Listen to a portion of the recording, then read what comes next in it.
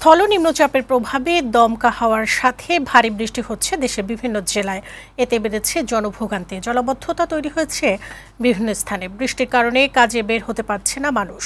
খাগড়াছড়িতে পাহাড় ধসে ব্যাহত হচ্ছে সড়ক যোগাযোগ। ঝড়ে সড়কে পড়ে থাকা গাছ সরাতে গিয়ে বিদ্যুৎস্পৃষ্ট হয়ে ফায়ার সার্ভিসের এক কর্মী নিহত হয়েছে। আহত হয়েছে আরও একজন। সংবাদদাতাদের পাঠানো তথ্যচিত্রে খালিদ হাসানের প্রতিবেদন।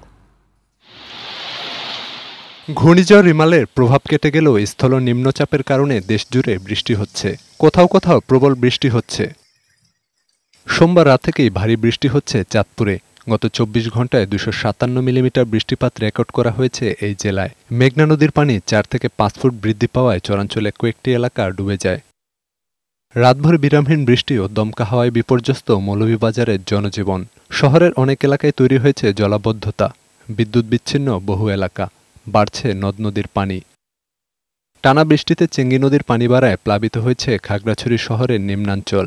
ঘরবাড়িতে পানি ঢুকেছে, তলিয়েছে ফসলের ক্ষেত। আলুটিলার ময়লাটিলা নামক স্থানে পাহাড় ধসে ৩ ঘন্টা যানবাহন বন্ধ থাকে। সড়কে ভেঙে পড়া গাছ সরাতে গিয়ে বিদ্যুৎ স্পৃষ্ট হয়ে রাসেল হোসেন নামের এক ফায়ার সার্ভিস কর্মী নিহত হয়েছে। আহত হয়েছে আরও একজন। পানি ওঠার পরে মানুষ সব আশ্রয় চলে গেছে। আমরা আসার মতন কোনো সুযোগ নাই, কোনো রকমে আমরা বাইরেতে রাখতেছি না। মাটিরাঙ্গায় গতরাতে ঝড়ে বিদ্যুতের খুঁটি সড়কে উপড়ে পড়ে, এতে যানবাহন চলাচল ব্যাহত হয়। বিদ্যুতের তার ছিঁড়ে যাওয়ায় অনেক ঘরবাড়ি বিদ্যুৎ বিচ্ছিন্ন হয়ে আছে।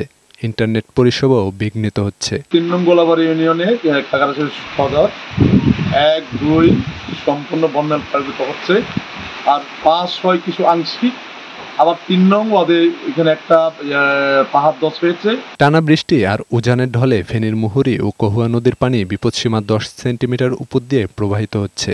বাঁধ ভেঙে পানি প্রবেশ করেছে লোকালয়ে। ঝড় ও বৃষ্টির কারণে ৩০ ঘন্টারও বেশি সময় ধরে বিদ্যুৎহীন নাটোর জেলা।